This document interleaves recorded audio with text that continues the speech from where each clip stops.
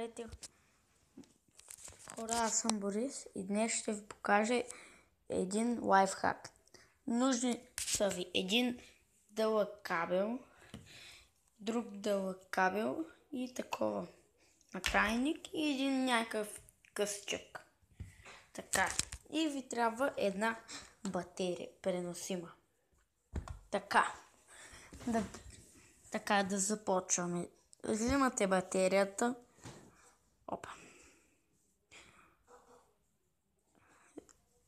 Взимате този кабел, този такъв късчкия и този без накрайник. Този късичкия го слагате на бързо или бавно зареждане. Аз ще го на бавно и зеления на бързо. Така, взимате кабела с накрайник и нали знаете тук където е буксата за зареждане. Така, аз да го вкарам и трябва да се получи нещо такова. И аз като го направих за първи път, викам си, много кабели бе. Така, взимате батерията.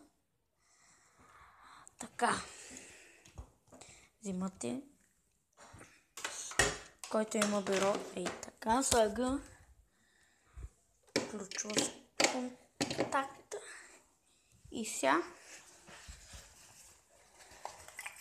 например, някой има безжични слушалки, слага си на късия кабел, слага безжичните слушалки. Ако може да ги сложа сега, ще е много хубаво.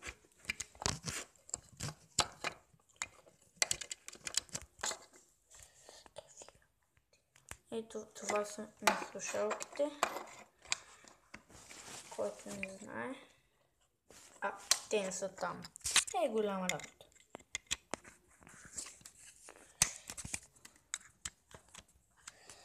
Ади бе. Нищо. Сложих го. Ето вижте, зарежда се. Аз нямам някакъв телефон.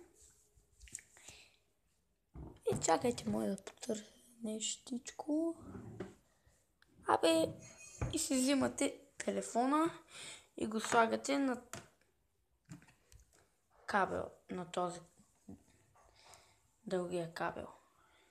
И става идеално.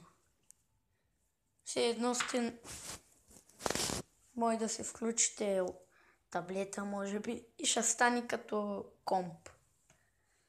Това беше от мен. Бай-бай!